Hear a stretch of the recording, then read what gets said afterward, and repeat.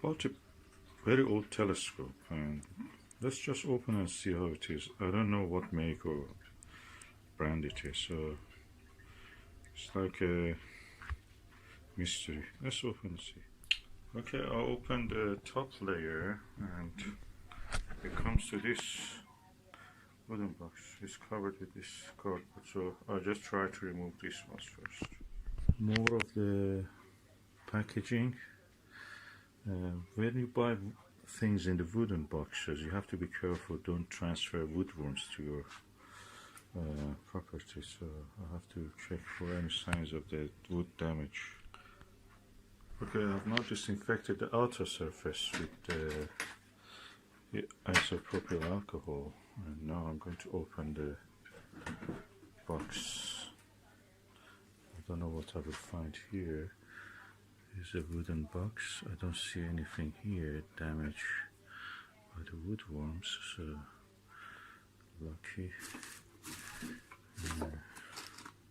These are all the pieces. I have to be very careful with these rags. I will remove them. I don't want them to contaminate.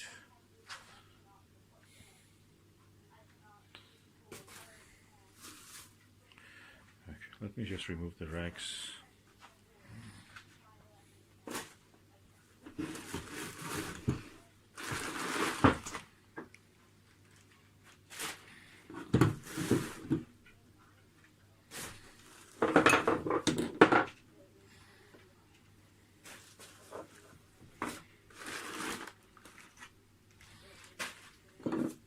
That's a massive finder scope.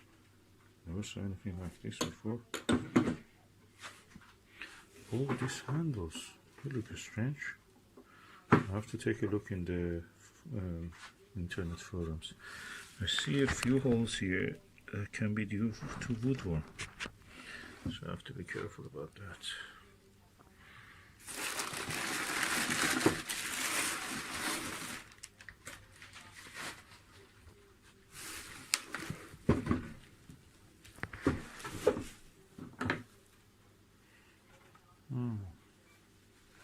Not symbol. Anybody knows what is that?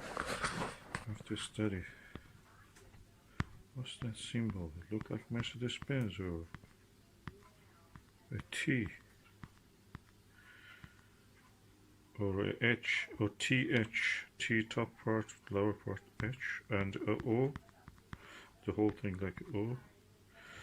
And Y also, reverse Y. That's just strange. Let me just remove the wrapping of the tube. Okay, I see a writing. I've disinfected most of the things. What is the writing here? HOC model number. It says model number.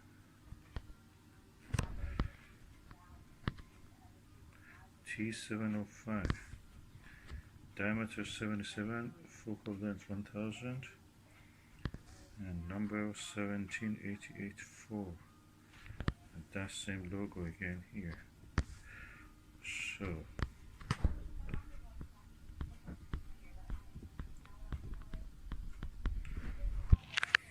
I must say I'm impressed by this. This is really big. These sachets are practically useless. They may even contain some woodworm. Just throw them away. Okay, I've now emptied everything that is here, and what I noticed is written in some letters. It's in Chinese or Japanese character, Yashio. Yashio is the name here. That's Y, and there are some numbers probably. And Yashio. What is Yashio? I have to look.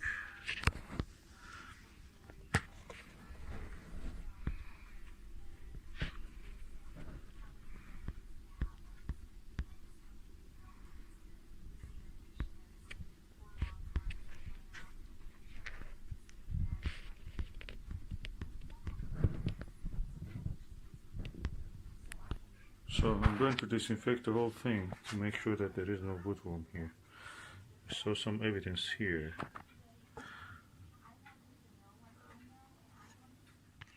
Okay, the tube rings for the scope watcher ED 72mm easily fits into this, so it fixes it. And the funny thing about this focuser of the telescope is that you have to remove, you can actually manually take this out that much. Then with the fine focusing, you can do it with the rack and pinion one.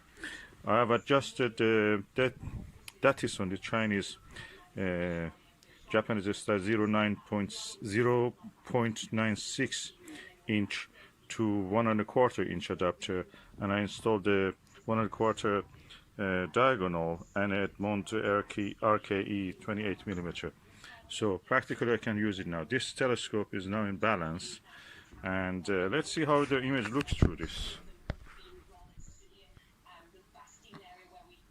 So the image is good. Half of the system is of course the objective lens 77mm, and half is this eyepiece. I'm not bothered to refocus it again because that's what I get. And if I try to move it, because it's on a tiny Dobsonian mount, we just move out of focus. And the blackout you see kidney bean is because of the eyepiece.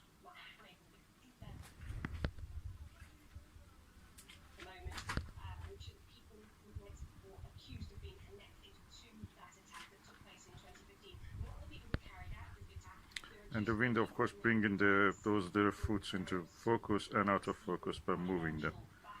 So, okay, that was the view through this telescope.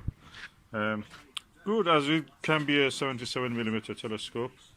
It probably will benefit if it be on the proper mount, big tripod, and a mount that you can move it. The funny thing is that the dew shield can be shifted actually back and forth around 1½ centimeter.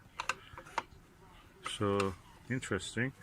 This is the cap, and I found that what is it is Japanese style, similar to the what it is called Swift 831. Sorry, Swift 831. Which at the 1960s, mid-1960s, was built by the Takahashi. So practically this is a Takahashi.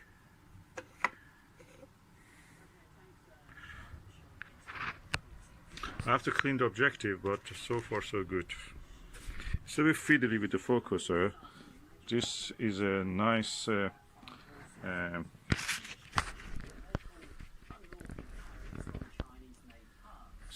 finder scope, quite large. It's almost like a small telescope. And so this one, HOC, is all probably is Optical Company. Hushida, I don't know, but I'll have to look at it. But the symbol is known. It's a bit fiddly. You have to move this back, then adjust with this. So imagine you have to do this in the dark. It was acceptable maybe in 40-50 years ago. Nowadays, no. With the Chinese advancement in optics, these things are now obsolete. The quality of the lens, I've noticed there are 3 spaces between the lenses. There should be. One of them is missing, and that puts a little bit of strain on the thing. So I may just remove it later and just correct it. Okay, do you see the 2 of the spacers? One is down here, and one is here. The corresponding one, which should be here, is missing. And I can see some fringe lines there when I'm looking visually at it. You may not see it. By the way, the lens needs cleaning, and when I'm cleaning it, I will just adjust the spacers. I may put something like aluminum foil or something. Of course, I've heard people say use postage stamps and such things, but that's the option if you want. So the eyepieces I have here, 9mm, 6mm, f6mm. I never heard of this, but probably f points to the focal length. HM is a Hungarian modified Again, another 6mm. So it seems that the eyepieces have been exchanged and moved between two telescopes. So these ones are not the ones that comes with this, because there's three 6mm ones. Probably one of them is the original one. I think this one is the original one. And there must be a 12 and 20 or 24, 25mm. But these two are something from somewhere else. Organians are good. Most of the discoveries in the history of astronomy were made by these ones. They're very bright at the center and on axis, very nice. Off axis, a little bit distortion, but yet they're bright.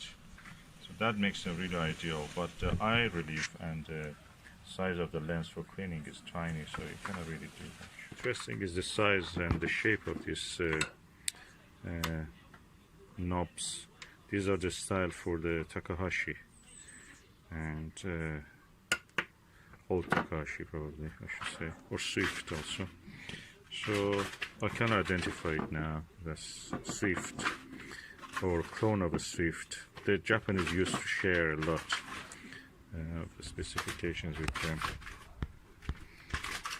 and in patterns that they created, they share it together. They are nice. You can use it on any telescope. So I'm looking forward to use them on tripod when I have the chance.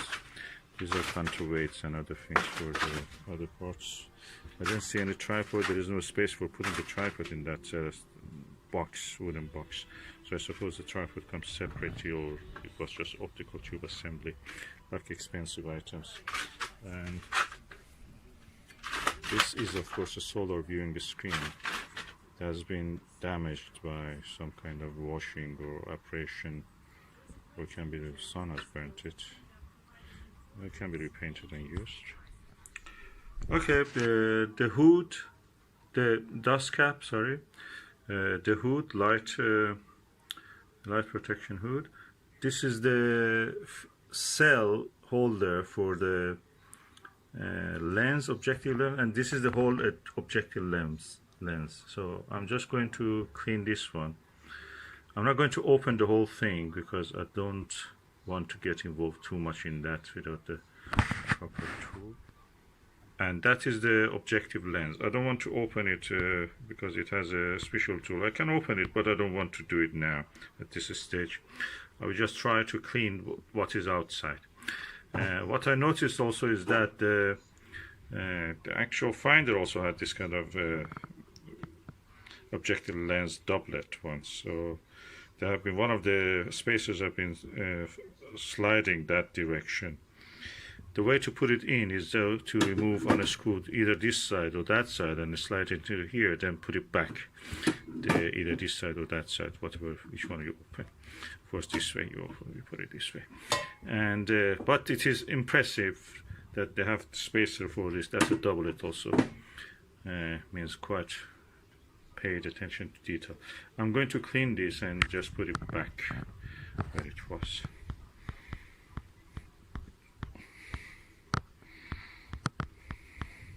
Okay, I'm going to actually open this lens cell, because I saw some lint, some stuff from a fabric get stuck into it, so some threads of fabric. So I'm going to remove that also. I tried to clean it, but I saw that those things are between the lenses, so that's not good. So I'm going to remove. So for moving the lens, I just use this knife edge. It's an old knife, so easily moves it. And I'm going to open it. So this now comes off, this retaining ring, and this lens is available to open it. I'll bring a tray because I don't want to make a mess. So now I place the tray.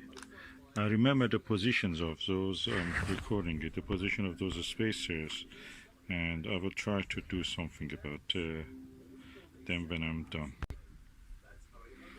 So the whole lens assembly comes out. This is one lens. This is the second lens, so it's a doublet. So these things are here, spacers are here, and if I closely look at them, they look like a foil kind of thing. Let me just have a look. very thin foil. So I try to put something in the opposite. Remember, this is the face inward, that's the face outward, and that's the face inward again. So, and they go into this cell in that order. This goes inside here, and then that goes over it. Okay, I'll put a tiny dot of the tiny pieces of a piece of a aluminum foil with a dab of the glue, just normal glue, no super glue or anything. And now I'm going to put these things back together. Okay, now I'll put them together. And that's the new piece I've placed there. Okay, I'll just show you how I'm putting this together. I'll put them together. Now, this is the top part, that's the bottom part. So, this is the part which holds the lens together. So I'm doing it reverse. Then I put my hand under this and turn it over with holding this side in my one hand and this side in my other hand. So that will slide into space, will be stopped by this edge. Then I put the ring back. Okay, I put the two lenses back together. As you can see, there is some purple coating on this, so that's good. Okay, I've now put the lenses back together, and I'm going to put this retaining ring. Now remember that I have to put this ring first. There is a second ring here. It doesn't screw anything, it's just a spacer. And then this one, which is screwing in, comes on, and I will tighten it. So I tightened it first with hand, then I tightened it with this knife edge, and it is now back to the way it was. Of course, when you remember that these lenses are concave convex, so beside videoing it, I know that that helped me, but they are concave convex, so they join together in that concave convex position. So there is no way to misplace them, because otherwise you will just have something which is different from the focal length and the arrangement that it was originally. So I'm going to put it back on the lens assembly. So the lens cell is now assembled again and is ready to go to its place. Yeah, the lens cell is back. Let me just clean this one also just a little bit, just to give it more nice things. Nice shiny look. Okay, the lens cell is now cleaned as much as possible. I don't want to really scratch or anything. You know, it already has some scratch, so I will assemble it now. Okay, so now the dew shield also put it back. As you can see, this comes this amount out. It's quite a small dew shield, so I suppose it's a small telescope, but I can make it bigger if I want. I can extend it. And there are 3 screws here that actually can tighten it up more in position. And that's the cap. Okay, the scope actually fits here perfectly, but the cell cannot actually fit here. So what I will do, I put the cell here. I will cover it with aluminum foil on top. So I've covered the objective with this aluminum foil. Aluminum foil doesn't have any fabric or anything that can go and or anything particles falling from it, as far as I know. So it will keep the mirror, the objective lens clean, and the other side has a cap, so it will be safe here. The only thing remaining is just put some clean stuff to keep these things from moving inside the box.